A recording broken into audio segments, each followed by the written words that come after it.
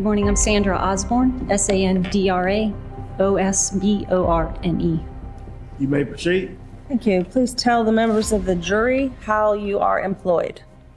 I'm employed as a computer examiner for the Orange County Sheriff's Office. And how long have you worked for the Orange County Sheriff? Finishing up 21 years this year. What assignments have you had with that agency? I started out in patrol. From there, I went into investigations and crime scene investigations. From there, I've been into sex crimes, child abuse, did a short stint with homicide, and now I'm in computer crimes. What sort of training and background do you have that qualifies you for that position that you now hold at the Orange County Sheriff? I have a college business degree through Columbia College. I have over 700 hours of computer examiner forensic training specifically, and I hold 2 computer forensic examiner certifications. Okay. What is involved in the certification process? The 2 certifications that I hold, the first one is through the International Association of Computer Investigative Specialists. For short, we call that IASIS. The certification process for IASIS, The certification for IASIS involves a lengthy process, the first of which I attended a 2-week certification class, which involved a classroom setting. From there, once you successfully complete the 2-week class, I moved on to the peer review phase of the process, where I completed successfully a series of practical exam problems. From there, once that was successfully completed, I moved on to the 100-question practical knowledge exam, which I successfully completed. Okay. What is it that they are asking you to do in these certification programs specifically? I understand that you receive classroom instruction and you take proficiency tests, but what is it that you're doing that they are testing you on? What they're testing is, especially through the peer review phase of the IASIS certification, what they're asking you to do is demonstrate proficiency with the computer forensic exam. They're asking that you know the basics of computers, you know that the basic of what an exam is for, where to locate things on a computer, how to report and document those findings accurately. Do you also have practical experience in this area aside from the certifications that you hold? Yes, I do. Okay, explain that to us. Practical meaning on the job experience? Absolutely. Yes, ma'am. In the last 4 years of my computer forensics experience with the Orange County Sheriff's Office, I've conducted several hundred exams over all kinds of digital evidence, from anything from computers to cell phones to PDAs, iPhones, anything that contains any electronic device that might contain a digital file.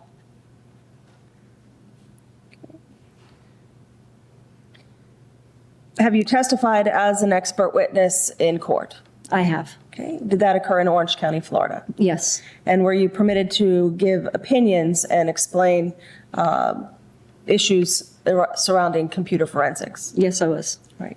Your Honor, at this point, I would tender the witness for voir dire, or as an expert if there is no voir dire. No objections. There being no objections, the witness would be accepted as an expert witness in the area of forensic computer analysis.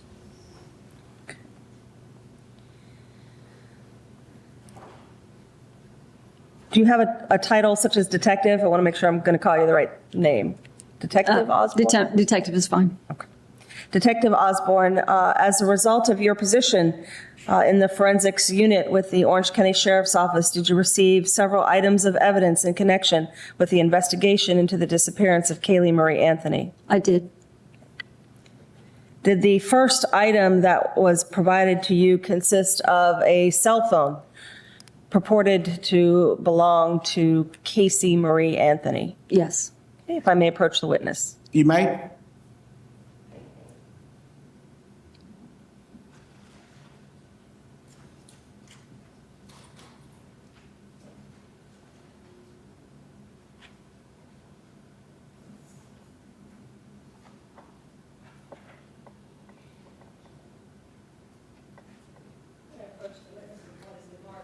HQ for identification. You may. Have you take a look at that? Or tell me if you recognize the exterior of that packaging as something that you've had contact with in the past. I do. And how do you recognize it? The label that's affixed to the front of here is filled out in my handwriting. And I also resealed the evidence package once I was finished examining the item. When I resealed it back, those are my initials, and that's the date that I sealed the package. You indicate on the label on the exterior what is contained inside? Yes, I did. And what item did you place inside that package and ultimately seal? This is a Nokia cell phone. Your Honor, at this point, I would seek to introduce HQ for identification into evidence. What says the defense? No objections. It will be received in evidence as Exhibit number 164.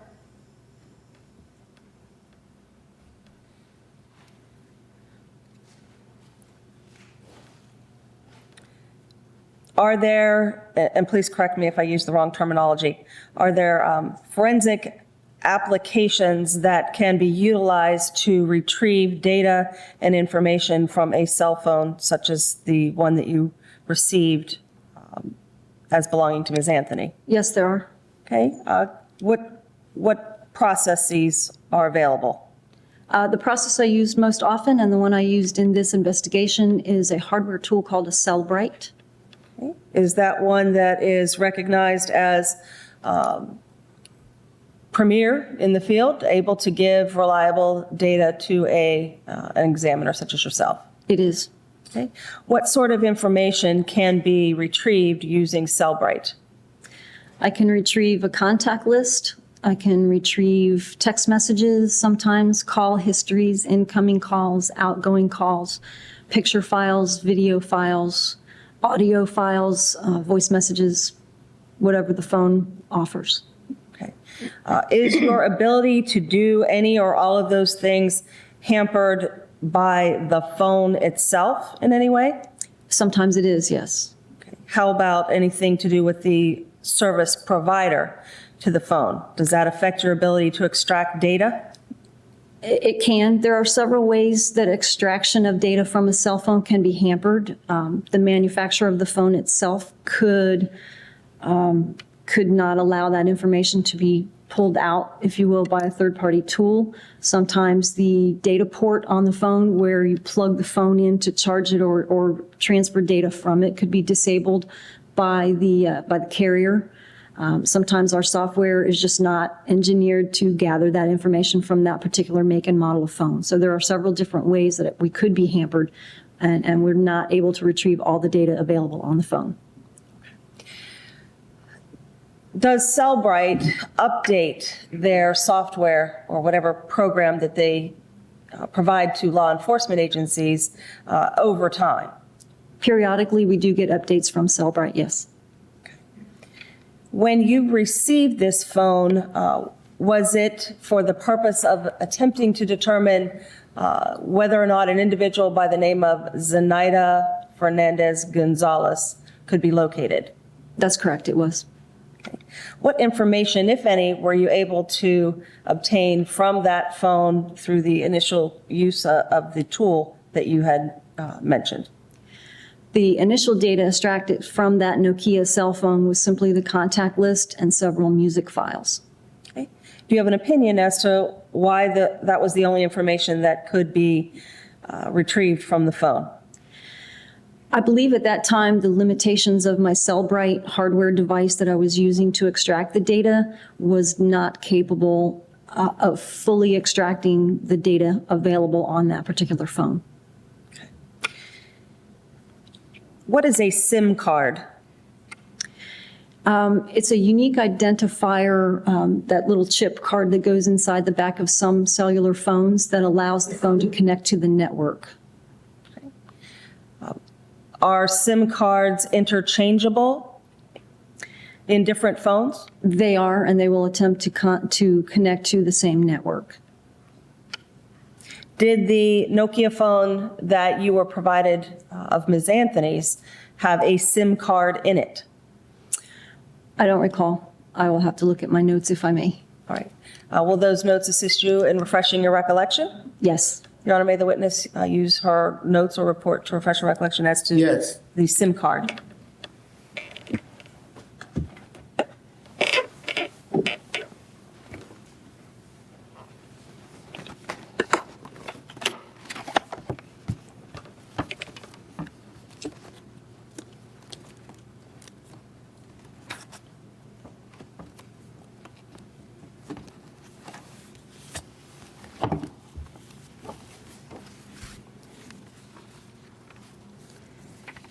It did have a SIM card, yes. Do you use different forensic applications other than Cellbrite to evaluate whether or not there's data on the SIM card that can be retrieved? It's merely a process of removing the SIM card from the back of the phone device and plugging it into the port on the Cellbrite that accommodates the SIM card. And then you instruct the Cellbrite device as you scroll through the menu options for data extraction that it recognizes, hey, now I have a SIM card to look at, and it will extract the data from the SIM card and report it for you. Okay. In this case, did the SIM card hold any information different than you were able to obtain from the physical device, the phone itself?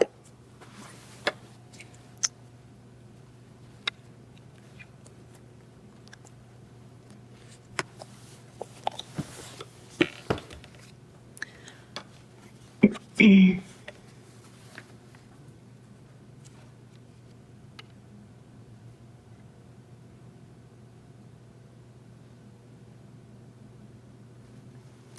SIM card was the same information as the device. Were you able, from that limited information that Cellbrite would provide you at that time, to locate any information about a Zenaida Fernandez Gonzalez? I didn't notice any, but it's not my function necessarily to examine the data from the cell phone. I'm not always advised on what's relevant to the investigation at the time, so I did not see any, but I would have handed the data I extracted to the detectives and let them decipher through it from there. When you extract this data, do you reduce it to some sort of report or format that a layperson really can look at and make decisions as to whether it's important information or not? The Cellbrite does a nice job of reporting the data in a very nice web-based report that's easily readable. Okay. Did you eventually receive other evidence items in an effort to initially locate this Zenaida Fernandez Gonzalez? I did. Did you receive computers? Yes, Okay. How about a laptop computer? I did. And who did you receive a laptop computer from? Detective Casey Beasley brought in at the same time, she brought me the Nokia cell phone, brought me a compact laptop computer.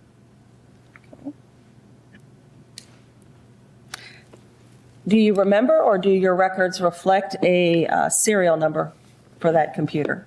My records will reflect it. All right. May she utilize those to give us the unique serial number on this item?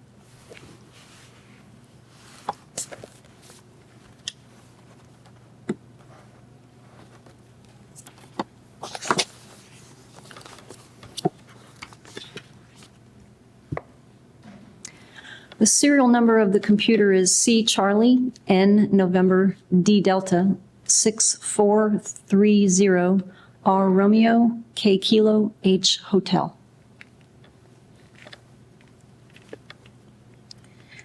Did you receive a desktop computer as well? Yes, meaning a floor model computer that sits on the floor in the home. Yes, I did. Okay. Do you recall, or do the records of the Orange County Sheriff reflect the serial number of the desktop that you received? I have that information. Okay, can you provide that, please? The serial number of the HP home computer was M Mike X X-ray M Mike 4100 Hotel Yankee Lima. Who did you receive that computer from? Miss Ewilda McBride, who was in the missing persons unit at that time. All right. Did you note the date and time that you received that item? I did. Can you tell us?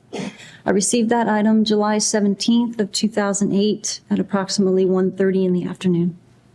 1:30. In the afternoon. How about the laptop? Do you have records that reflect the date and time that you received that item? I received the laptop from Detective Beasley on July the 16th, 2008 at approximately 8 p.m. in the evening. Did you receive any cameras? I did. Okay. What kinds? I received a Polaroid T730 digital camera on the 17th of July, 2008. I received a Nikon Coolpix camera on July 21st, 2008.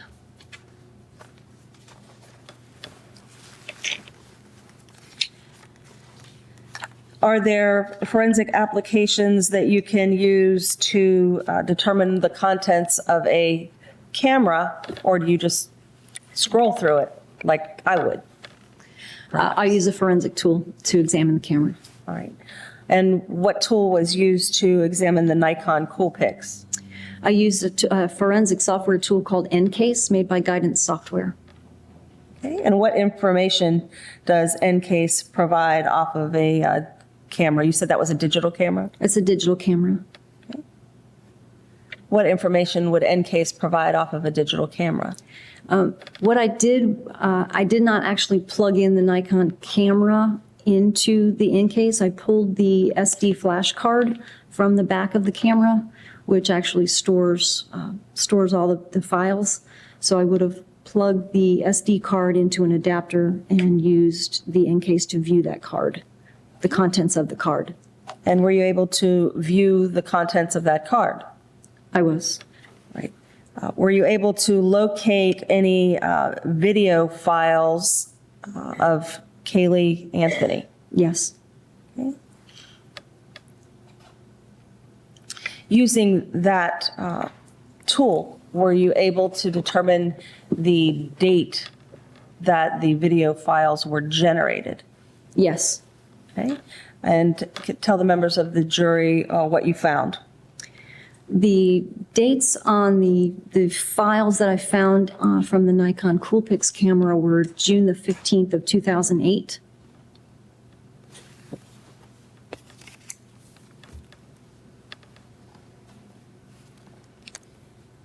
Did you review the video? Yes, I did. All right. Is this video that appeared to have been taken at a nursing facility? It appeared to be, yes.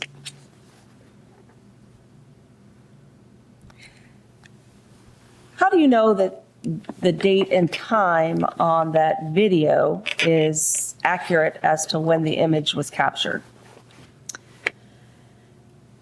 Most of the digital cameras today will record or embed inside of each video file or each digital file that it takes information about itself. It will embed information in that file, such as the make and model of the camera that took the picture, the date and the time setting that the camera was set to at the time the picture was taken. It may embed information, if it's a more sophisticated device, the GPS coordinates where the camera was actually located when the picture was taken. It might give you information about the shutter speed or the lighting conditions or something of that sort on a very, very nice camera.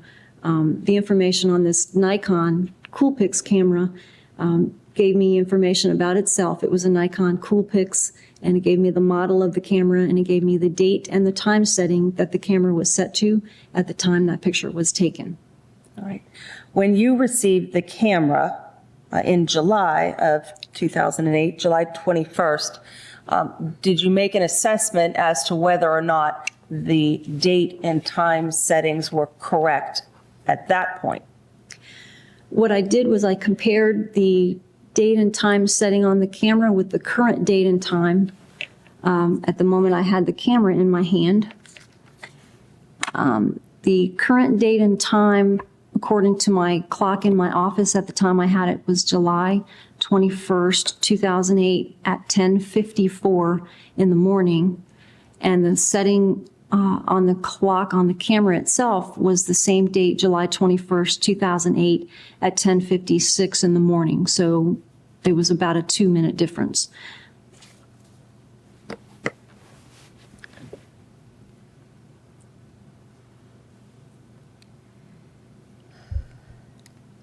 The laptop that you described for us, having received from Detective Beasley, what condition was it in when it was provided to you? Meaning, was it on? Was it off? What is it that you are initially evaluating when you receive that item?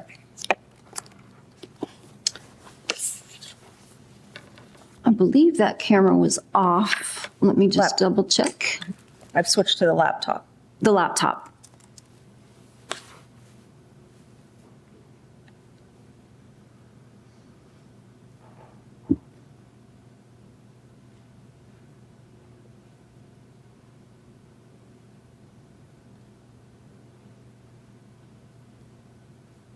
I don't recall if that item was on, powered on or off at the time I received it.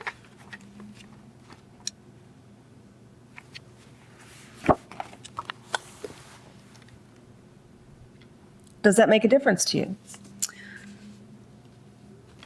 As far as Where to retrieving begin- data from it? Either retrieving data or where to begin your examination? No, I would, if a laptop is brought to me and it's still powered on, I'll remove the battery and power it down and note the date and time. I will document the condition of the machine. If it's running, as if to say what applications are running. Is it connected to the internet at the time? Is there a Word doc open? Something to that effect. I'll document the condition of the machine at the time before I power it down, and then I'll make a note of the date and time that I power it down. Okay. When you are performing an examination on any item of evidence, but particularly a computer, whether that be a laptop or a desktop, is it your methodology to make sure it's off before any attempt to retrieve data is undertaken?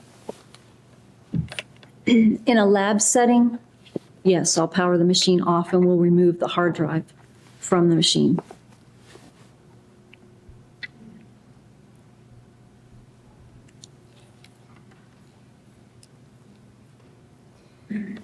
When you receive the desktop or the floor model, can you describe the make and model of that item? The desktop is made by Hewlett-Packard, and it's your standard floor model. They call it a 520N, I'm sorry. How large is the hard drive on that item? 160 gigabytes. Okay. In what condition was that item received? That item was powered down. It was not on at the time. Are there different tools that you use to evaluate the contents of a computer as opposed to a cell phone or some other electronic device? There are many items you can use to examine a hard drive from a computer, but in this event, I used the NCase software. Okay. Has this NCase software been used in the forensic community for a period of time? It has. It's a standard. Okay. Any idea how long this standard tool has been utilized? I don't know when NCase started. I've been using it since I began computer forensics in 2006. I would say a decade or more. Okay. Has this NCase program been determined to be a reliable way to preserve and retrieve data from a computer. It has. It's an industry standard as a reliable software tool, yes. You told us what information Cellbrite can extract from a device. What information is given to a forensic examiner such as yourself through the use of the NCASE application or tool? The NCASE tool can examine every bit on a hard drive, every 0 and every 1 that's reported on a hard drive, on a digital file, when used properly. The NCASE software completely looks at every single bit of information on that hard drive, whether the user can see that information or not. Okay. Now, what is it that you did with this computer, the HP, to ensure that the data as it existed at the time that you obtained the item was not changed, altered, or corrupted in any way? It's the standard practice of a computer forensic examiner to protect the original evidence that we receive. In this case, with the HP computer, it would have been the hard drive, the hard disk drive that was contained inside the computer tower. After documenting the condition of the computer and you pull the cables from the hard drive and remove it, I would have attached it to, and I did attach it to what we call a write blocker. The purpose of the write blocker is to do exactly that. It prevents my forensic machine running a Windows operating system from taking a hold of that evidence drive and making writes to it. The Windows operating system likes to reach out and touch the other items that are associated with it to try to look at it, and I don't want that to happen. I don't want any files to be changed. I don't want my machine to make any writes to that drive. So I connected it to a hardware write blocker to prevent that write, the write blocking process. And basically what that does is it places the evidence hard drive in a read-only mode, and then that way I can read the drive, copy the evidence from it, and then I'll put the original hard drive away, and I will not work from the original. I'll work from my copy instead. Okay. What happens to the original hard drive? I put it back into evidence. Okay. Has the Orange County Sheriff's Office retained the hard drive from the HP that we've been talking about to date? No, I believe we returned that one to the family. Okay. So before it's returned, what do you do, aside from the write blocker, to ensure that you have access to the data as it existed at the time that you took possession of the computer? Those evidence files that NCASE creates when I make the copy of the original evidence off that drive. I'm sorry, I'm having trouble hearing you. I don't know. It's probably my voice, I apologize. The original evidence files that are created by NCASE when I make a copy of the original hard drive evidence are stored both on a server, and I stored them on a separate hard drive, which I have in court today, so they are preserved. Okay.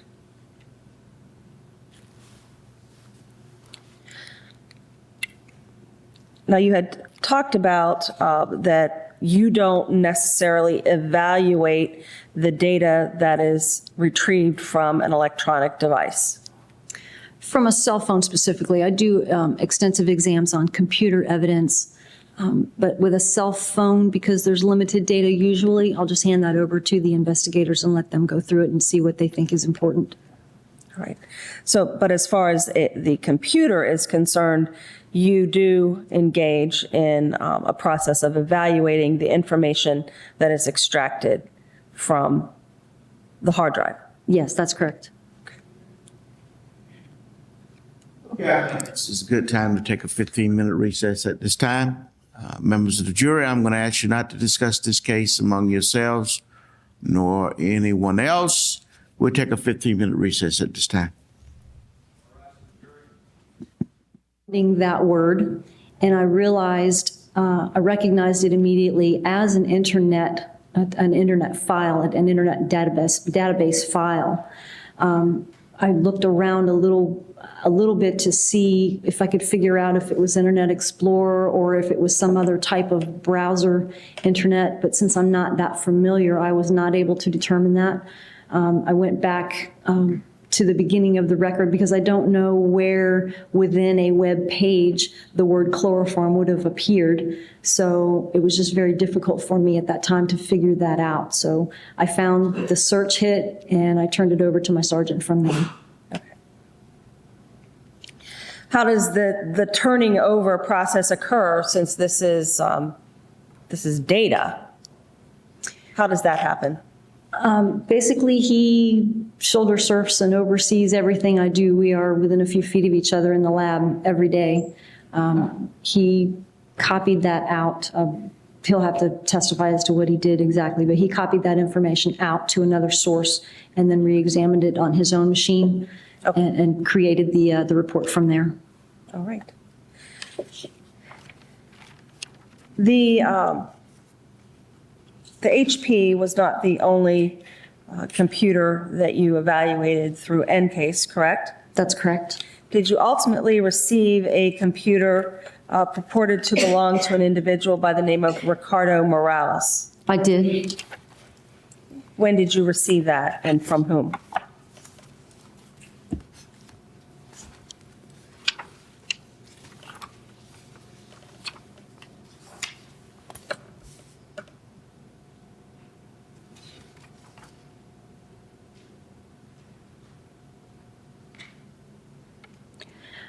I received a computer reportedly belonging to Ricardo Morales October 28th of 2008, and it was submitted to me by Sergeant John Allen.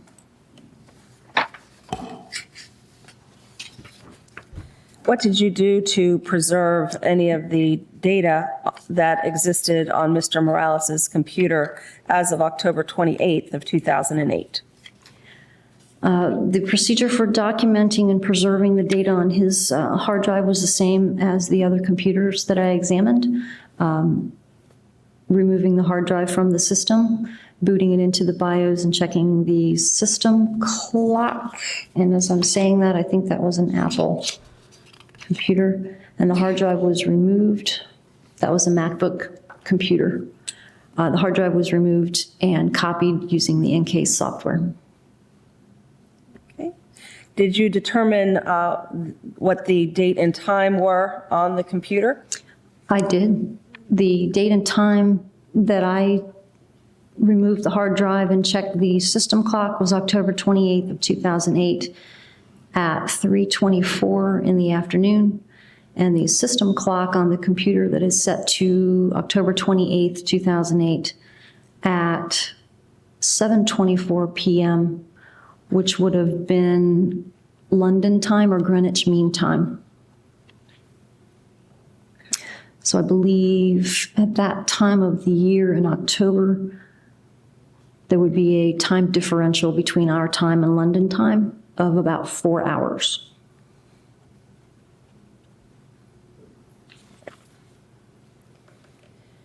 If I may show the witness what has been introduced into evidence as States 12.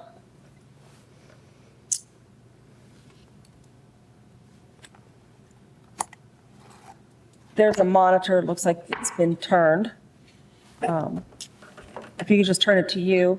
Well, it's in evidence. Yeah, turned off as well. May I publish the item to the jury during the witness's testimony since it's already been introduced? You may.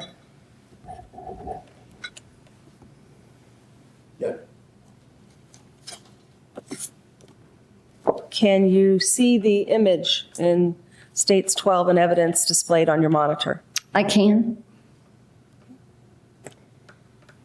Were you asked to determine whether or not that image appeared anywhere on Ricardo Morales's computer? I was asked to do two things on his computer. I was asked to perform keyword searches previously performed on other computers, and I was also asked to look for any pictures of Caylee that I could find wearing a pink t-shirt that had specific writing on the front of it. All right. Were you able to locate States 12 in evidence? Yes, I was. How did you locate it?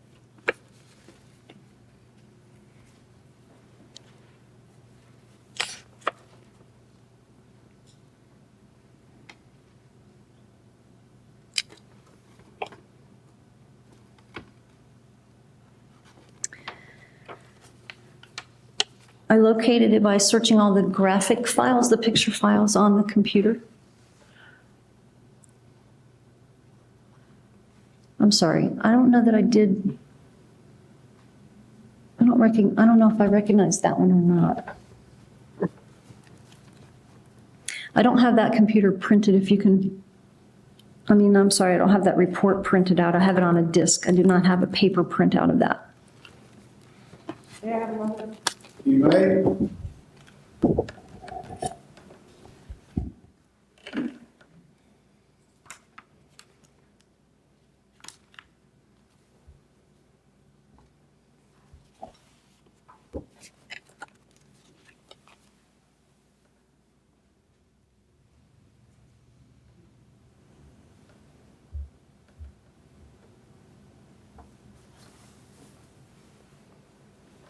While we're looking for that, can you tell the jury whether or not, once an image is located in the graphic files, whether there's any way to determine when the photograph was taken?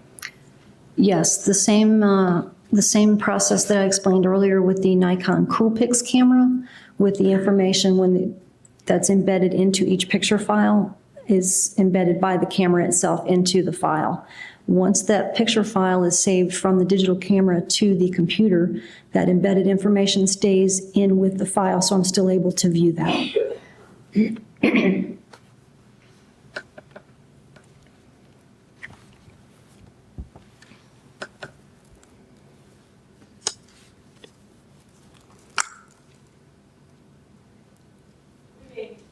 Moments to retrieve this. Is that all right with the board? 5, 10 minutes.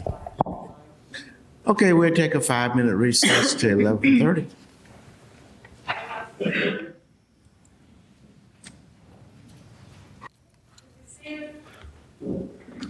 Stay recognized, President of Jury, Yes, Your Honor. the defense.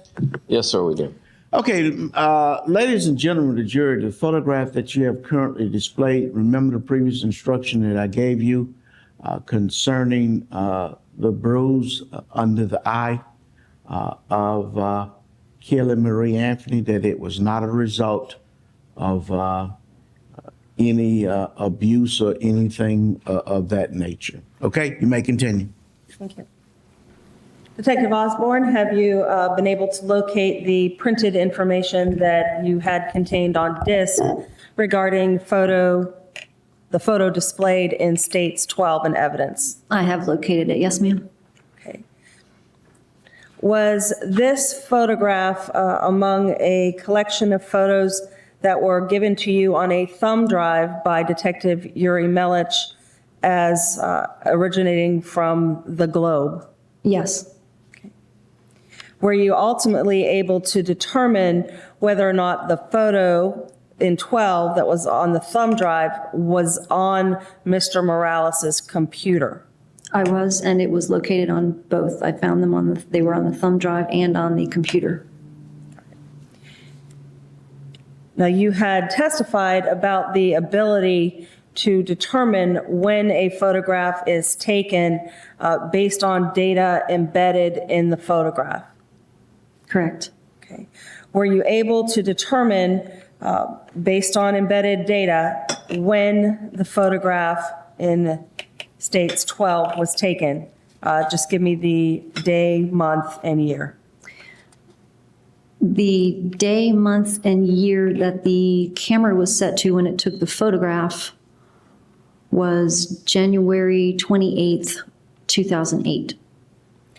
All right. And when you say the camera, the date that the camera was set to, you didn't actually have the camera available to you to determine whether or not the settings were consistent with the current time. I did not. It was not submitted for analysis. If I could show the witness States 13 in evidence and permission to publish to the jury at the same time. You may. Can you see that? I can.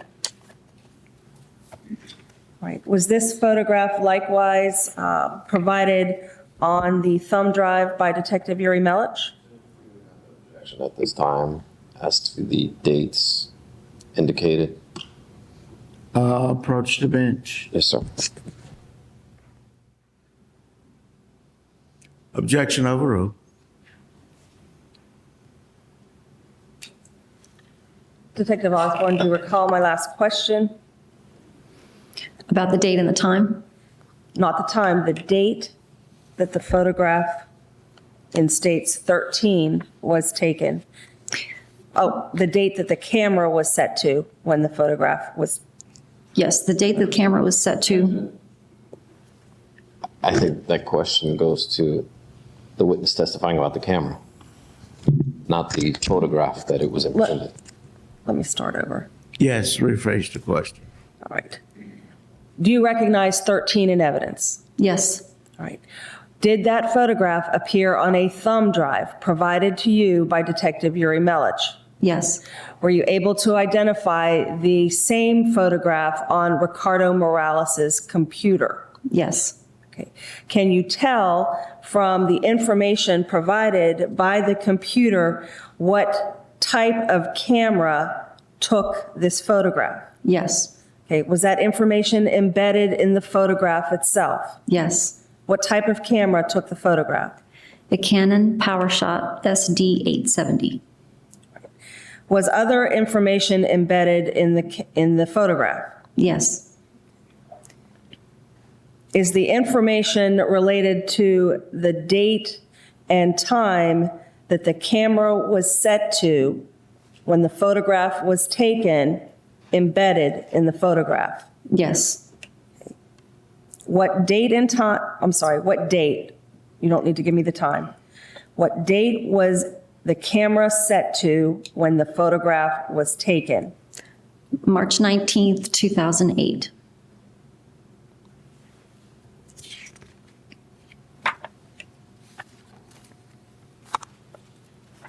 All right. Thank you, Your Honor. I have no other questions of the witness. Cross-examination.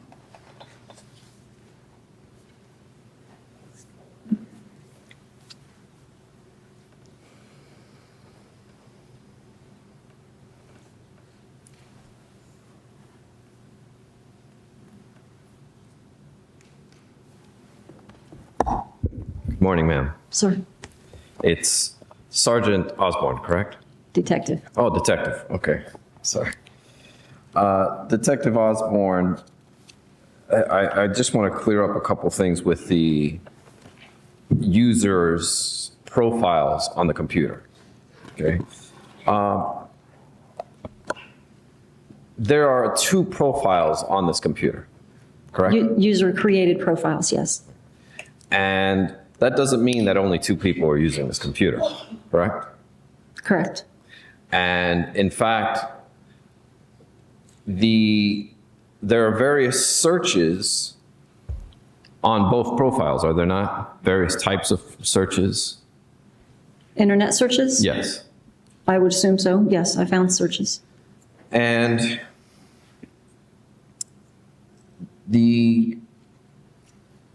there could be multiple users using one profile, is that correct? Correct. And a password only means something if, one, that person's not told anyone else what the password is, right? Correct. And 2, the computer is turned off after that password is utilized and computer activity is done. Okay. All right. Is that a yes, or? Yes. All right. So if I have a password protected area, which is the owner portion of the owner profile, not the Casey profile, right? Yes. If I'm using the owner profile and I log in and the computer stays on and it just, I guess, goes to sleep or whatever, I don't have to relog the password in, do I? It depends on the setting on the computer. If the computer hibernates or sleeps or in some form or fashion resets itself, the password can be set to reset itself after a minute or 30 minutes or 5 hours or all day. It depends on the setting on the computer. But you don't know or can't testify as to any of that information, can you? I didn't ascertain that on this computer, no, sir. Okay. So as far as you know, someone could type in the password, leave it on, and anyone else can come use the computer and not have to enter in a password. As far as I know, that's correct. And you mentioned that you had found, done a keyword search for chloroform. Is that correct? That's correct. Do you have the date and time that was run? I believe that was around August the 20th. I don't know that I did the exact date, but it was around August 20th or shortly thereafter of 2008. But do you have the date and time that you believe these searches were run? That would be incorporated in the temporary internet file history, which I did not examine. My sergeant examined that, so I can't testify as to that. Okay, so you have no information on that area. Not that I'm prepared to testify to, no, sir. Understood.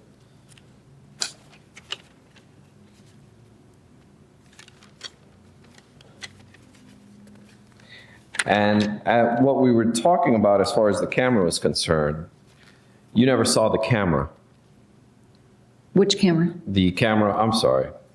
The camera of the photos that we showed the jury just recently. The Canon PowerShot? Yes. I did not see that camera, no. Okay. And you don't know if the time settings were correct. Nope. In fact, you don't know if this person even bothered setting the time when they purchased the camera. I do not. And many people are a little, many people find setting the time on like VCRs and cameras somewhat difficult, do they not? Sustain. If you know, ma'am. Sustain. Next question. Does every camera that you inspect and every computer have the exact time set? No. I can have just a moment. I want to check and see if I have any other questions for you.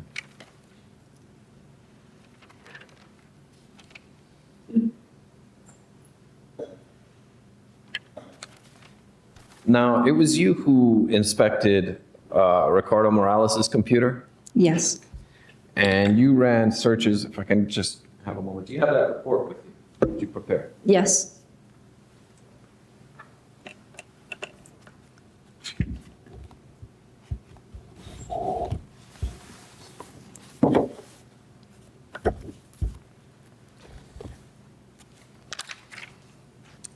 Now, you were asked to run searches for chloroform on Ricardo Morales' computer, was it not? Yes. Were you not? And you indicated that there were also no photographs of chloroform on his computer. Correct. My report specifically says I didn't find any web pages or pictures referencing chloroform on that computer.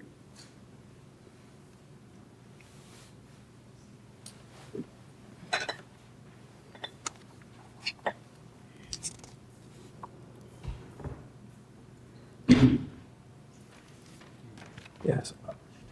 Yes. I will now show you what's been admitted into evidence as Defense Exhibit 1, or Defense Evidence 1.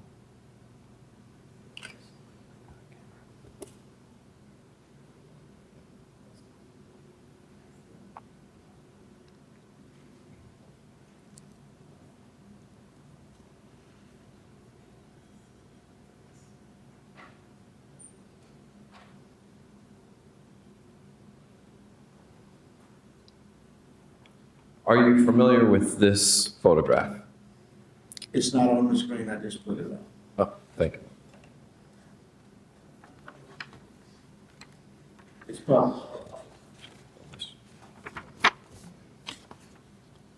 You want that published to the jury? Yes, may I, Your Honor?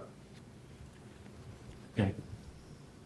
How do I make it small or zoom it out? I'm sorry, you asked if I recognize this picture? Yes. I've seen it, yes. Okay. And are you aware that this was posted on Ricardo Morales' MySpace account? No, I'm not. And I know you can only see one portion of it, but can you read to the ladies and gentlemen, or read into the record what it says? Win her over with chloroform. And what does it indicate to you? It's a photo. What it indicates to her? Sustain. What do you see in the photograph? What's depicted in the photograph is a couple, a man and a woman. A woman is sitting at the chair, apparently dining in a black evening gown. The man is looking over her shoulder with a white cloth in his hand, reaching around behind her shoulder. And if Ricardo Morales posted this on his MySpace, that would have been from another computer that you did not examine? I have no idea. Right. Well, if you didn't find this photograph on the computer that you examined, does that mean it was deleted, or how can you explain not Just having because- this? Let me finish the question for her. Can you explain to us, because I may not be aware, of how this photograph wouldn't show up on your inspection if he posted this on his MySpace? There are several reasons why this would not appear on his computer, or I did not find it on his computer if he posted it on a MySpace. There are multiple ways you can post on MySpace. One of the most common ways would be on someone else's computer, or from a phone, or from some other access other than the computer that I'm examining. Just because I did not find this particular photograph on his computer at the time I examined it does not mean that it was never there. It just means that it was not there at the time I examined it. So if it was deleted and overwritten, then I would not have found it. So it could have been deleted in the unallocated space. And Overwritten. And overwritten if I didn't find it.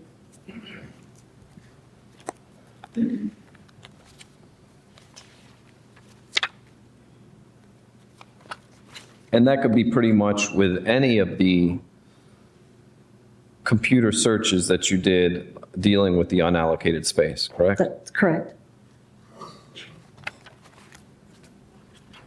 I may not have any further questions.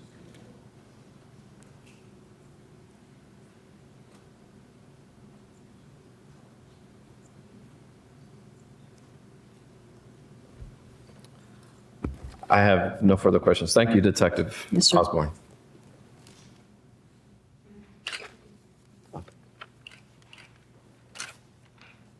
Read all right? Thank you. Detective Osborne, if you are doing a keyword search, would the pixels embedded in the picture be accessible in the keyword search? No. The pixels are represented in a hexadecimal value, which are not readable to me. When you look at the physical view of a picture, it's jumbled up, garbage looking, and it's not discernible in human readable form. No. All right. So words embedded in a picture are not going to appear in a keyword search. Is that correct? That's correct. In this case, the word chloroform does not appear as a word. It appears as part of the pixelated picture, so it would not have appeared to me. Okay. Was it your testimony on cross that the keyword search for items in the internet history, the temporary history, in any of the cookies in the unallocated space, the allocated space of Ricardo Morales' computer did not contain any chloroform references? That's correct. Thank you. That's all I wanted to follow up with. Recross only in those areas and those areas alone. In your report, you specify that there are no search hits for the word chloroform, correct? That's correct. There were no references to the word chloroform, pictures, or web pages referencing the chloroform. That was my next question. So there were no pictures referencing chloroform. Not that I found, no, sir. Thank you, Judge. May the detective be excused. Yes, Your Honor. Thank you, Detective. You may be excused.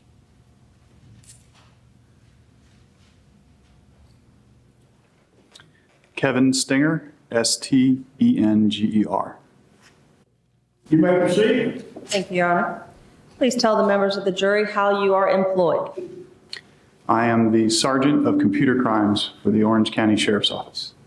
How long have you worked for the Orange County Sheriff's Office? Just about 25 years. How long have you been in the computer crimes unit? I imagine 25 years ago that didn't exist. That's correct. The Computer Crimes Unit was formed in 2002, and I was the first sergeant. Okay. As the sergeant in that unit, what are your regular responsibilities? My unit is responsible for the investigation of computer crimes such as hacking, the possession of child pornography, and the vast majority of our duties are the examination of people's computers, cell phones, and PDAs for evidence. What sort of education or background do you have that qualifies you for the position that you currently hold with the Orange County Sheriff? Sergeant, pull your microphone down a little bit. Thank you. I have a graduate certificate in computer forensics and a master's degree in digital forensics from the University of Central Florida. Do you belong to any other organizations or any organizations dealing with the issue of computer forensics? I'm a member of the International Association of Computer Investigative Specialists. I began my training with them in 1996. Since then, I have either attended training or presented at all of their conferences. Since that date, I have been a certification coach, What is that? a regional manager of certification, and I am currently the division administrator of certification for that organization. All right. When you refer to certification, being a coach or in some sort of administrative capacity in relation to certification, what is it that you do? I assist other members of our organization, new members of our organization, in training and obtaining their credentials to become a certified forensic computer examiner. Have you yourself attended many trainings in the area? I have. As I've stated, I've attended all the conferences of IASIS since 1996. In addition, I've attended training through guidance software, both in classes and in conferences, where I have not only attended training, but I've presented training classes. I've also attended training through classes put on by a company called Access Data and another company called SciQuest. I've presented classes for the University of Central Florida, both as a guest lecturer and as a subject matter expert. Have you ever had the opportunity to testify in court as an expert in the area of computer forensics? I've testified in both state and federal court as an expert in computer forensics. Your Honor, at this time, we would tender the witness for either voir dire or submission as an expert who can give opinions. No objection, sir. Okay, ladies and gentlemen of the jury, Sergeant Stenger will be accepted as an expert witness in the area of forensic computer analysis. You may proceed. Thank you.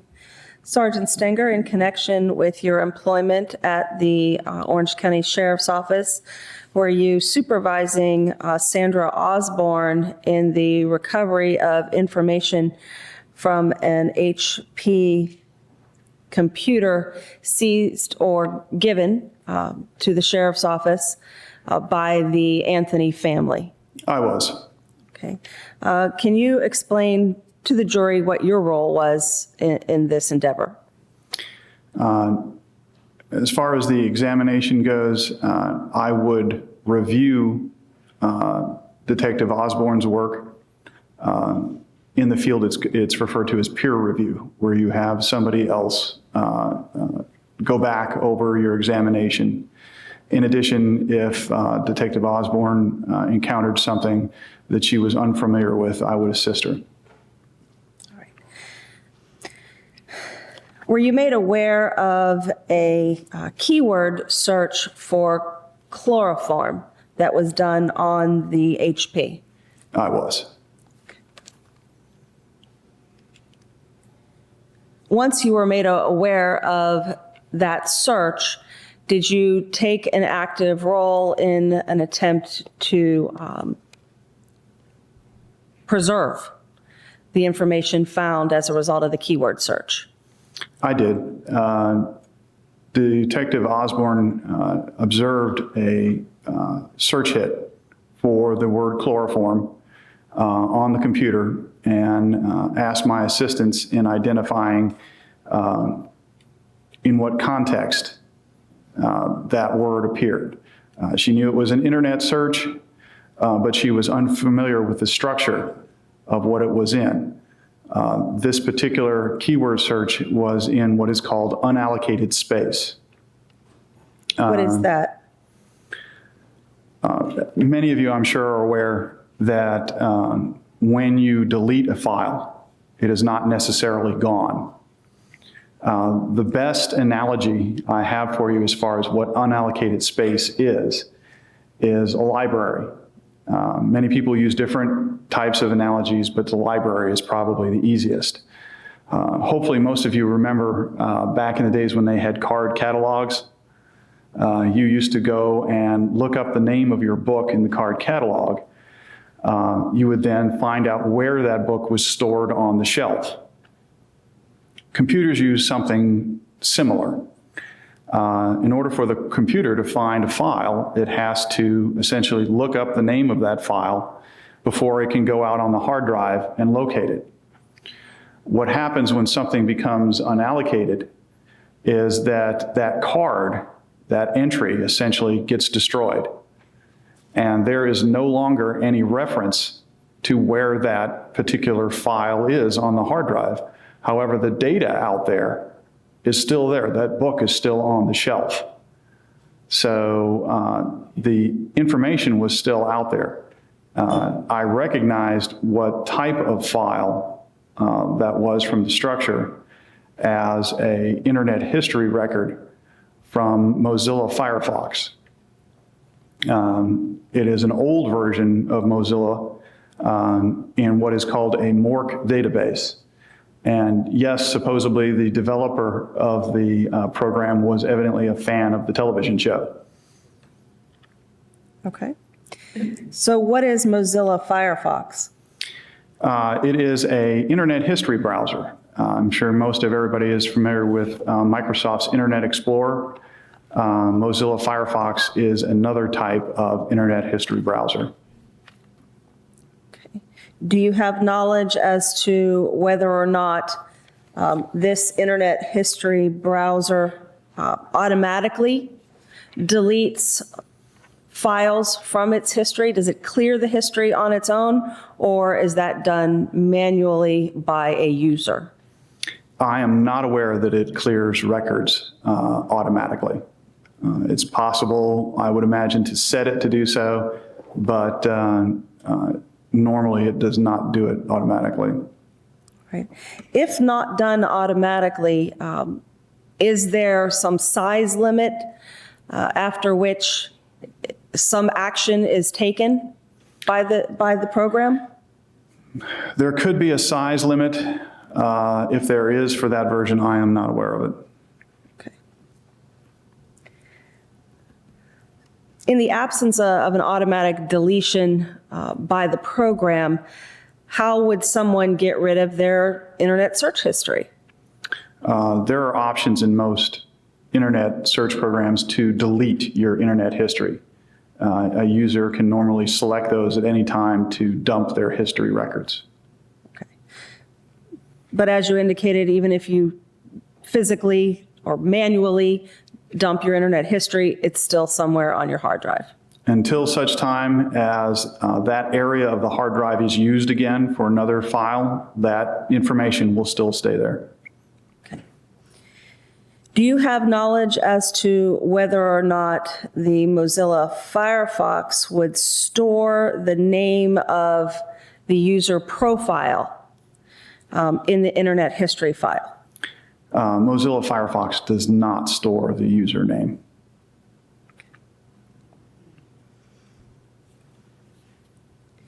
Do you know of any search engine that would store the username in the deleted history? The search history from Internet Explorer, Microsoft's Internet Explorer, would keep the username even after it's deleted in the records. All right. But Mozilla, since Mozilla doesn't do it regularly, it wouldn't be in the deleted history either? Mozilla Firefox would not record the username in its records. It isn't set up to do that. So once you were alerted to this bit of information in the unallocated space that you recognized, what action did you take? I identified where the file started and where it ended, and then I was able to manually extract that information and then begin using a series of different internet history tools to try and read the records that were stored in that internet history file. How are you able to identify where the file starts and where it ends? Most files start with a unique group of bytes. It's called a header. Among the information that starts this particular database is very clear. It actually says MORK, M-O-R-K. And then not all files, but a significant number of them also end with a unique group of bytes. That is called a footer. I simply located the header and the footer for this particular type of database and then extracted that information out into a file. All right. How is that process accomplished where you extract the information and put it into what type of file? Once I identify where the file begins, I simply have to tell my forensic tool where my information starts and how many bytes long this file is, and then it will manually extract that information for me, and then I can save it into a file name that I create. And then once that file is created, I can then use other tools to examine its contents. All right. And what tool did you utilize to manually extract the information and save it into another file? I used a program called Encase, E-N-C-A-S-E.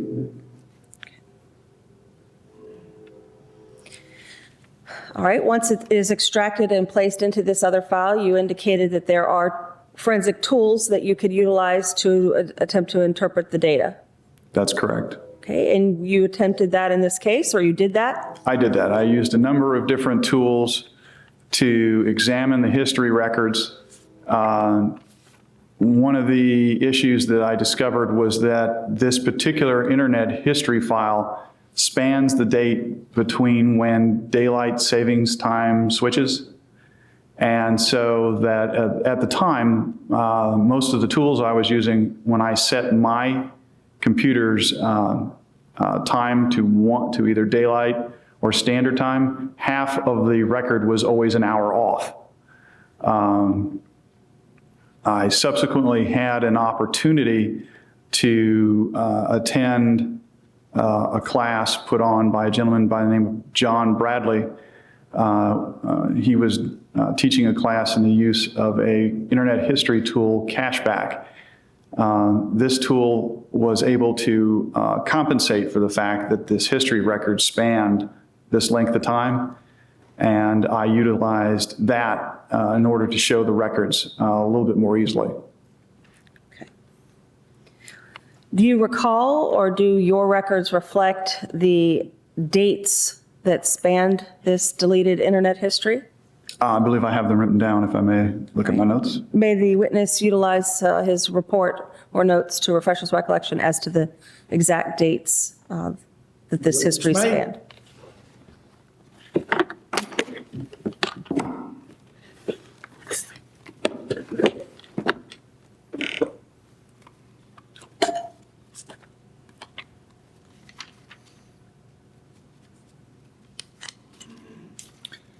I believe it spans the time from March 4th, 2008 through March 21st. 2008? Yes, ma'am.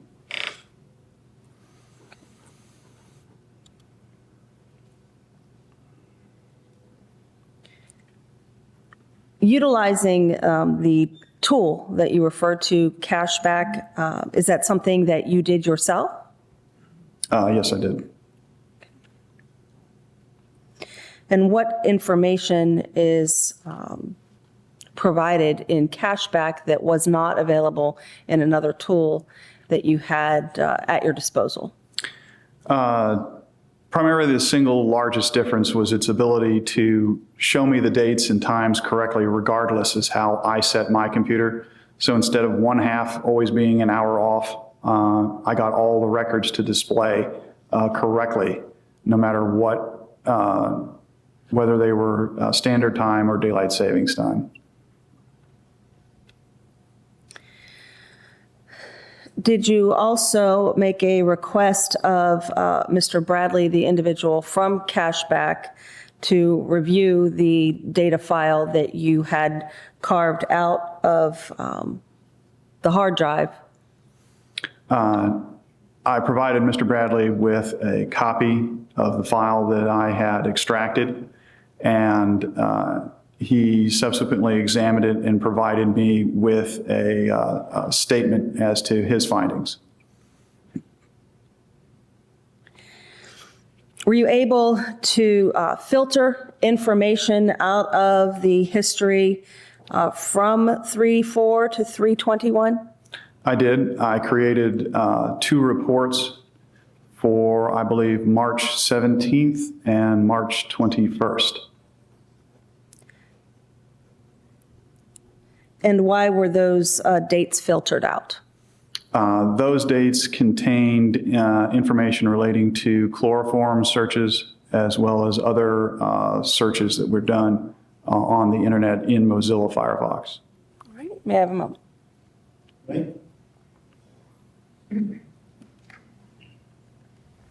You may. I'm going to show you what's been marked as states OL for identification. Have you take a look at this composite exhibit and tell me if you recognize it. I do. What do you recognize it to be? This is the report from March 17th that I generated using the cashback program.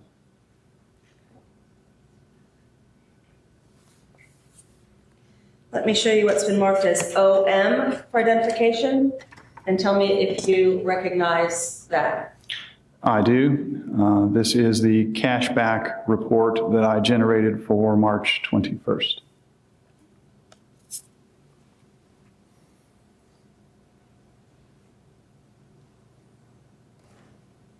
Your Honor, at this point in time, I would seek to introduce OM and OL for identification into evidence. What says the defense? No objections. You received an evidence as states numbered. Case OL will become states 165, and OM will become states 166. You said that the information was provided to Mr. Bradley. That is correct. Okay, in what form? I gave him a copy of the file that I did my examination on, and then he used that same file to do his findings on. Was the copy that you provided to him an exact copy of what had appeared in the unallocated space of the HP computer? Yes, ma'am. Thank you. I have no other questions of the witness at this time, Your Honor. Cross-examination.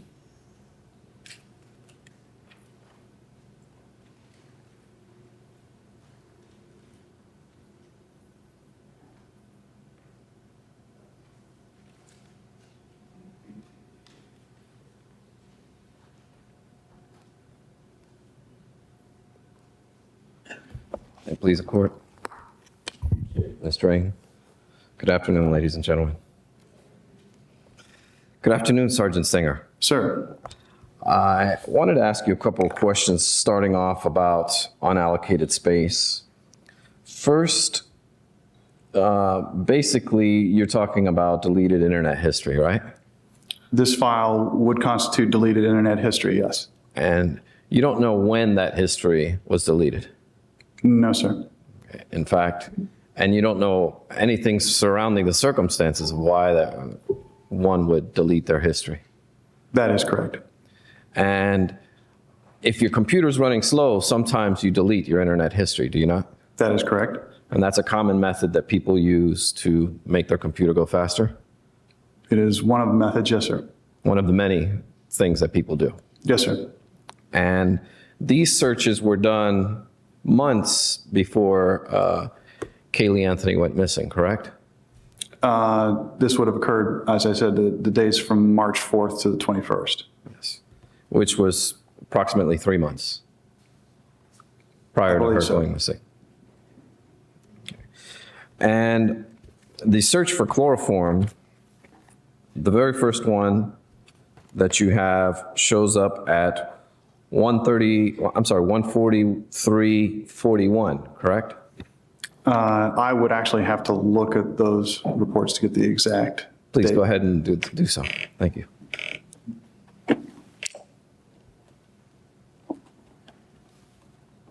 Approximately what time did you say? 1 p.m., 1:43 p.m. and 41 seconds. That would actually have been 2:43:41 on the 17th. Got it. So it's an hour. The hour difference. off. Okay. Now, the next computer activity that you see for that is, would that be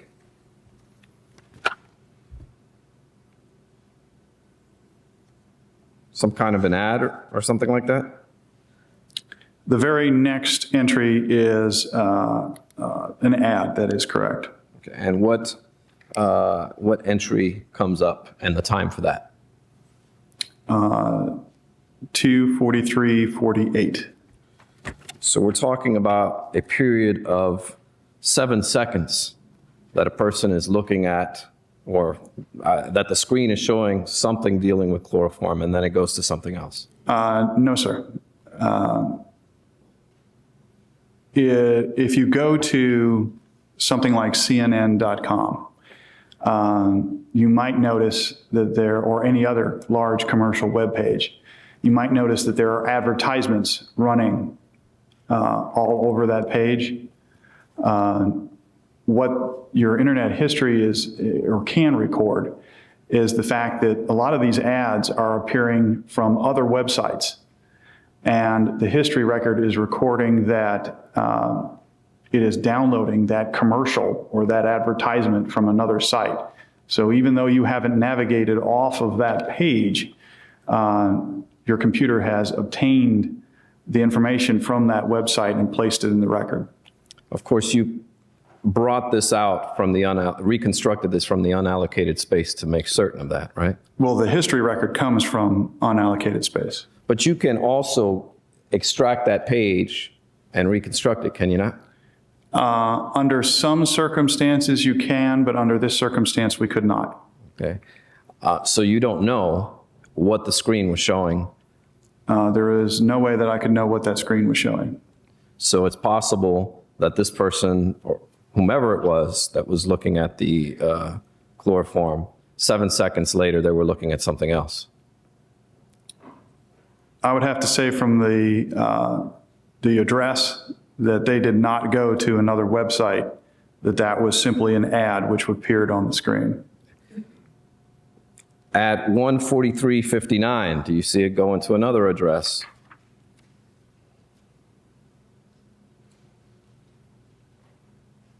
Yes, sir. Okay. And what address was that? Well, at 4351, it's going to MySpace. Excuse me, sorry about that. You're right. So at the very least, we're talking about, or at the most, we're talking 10 seconds someone was looking at that. Yes, sir. Okay. So someone is looking at a screen that says that mentions chloroform, and then 10 seconds later they're at MySpace. Is that correct? Somebody did a search, a specific search for the term chloroform, and then subsequently went to a different website. Which is MySpace. That's correct. Are you aware of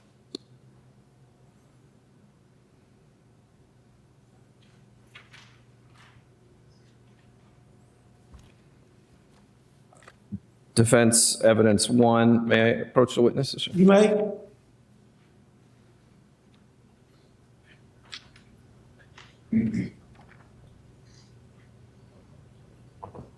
Have you ever seen that photo, sir? Yes, sir. Okay. And what is your understanding that photo is? I've seen the photo. Okay. Are you aware that photo was on Ricardo Morales's MySpace page? Yes, sir.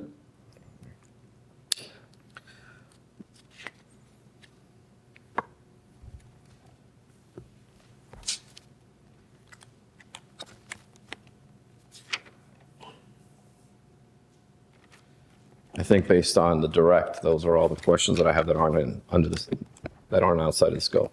You want to retrieve your exhibit? Yes, sir.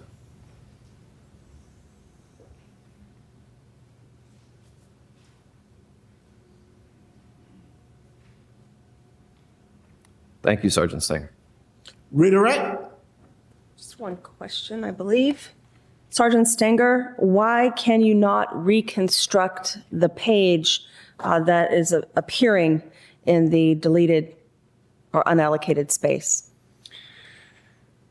When you go online and you're surfing through the internet, what happens when you go to any particular website, where you went is recorded in a history record, such as what we're discussing here. In addition, all that material that's displayed on your screen, the web page, pictures, any movies that are on it, sound, is all placed in a separate area. It's often referred to as the cache or temporary internet files. And it's dropped into these folders so that your computer can rebuild what you're seeing on your screen.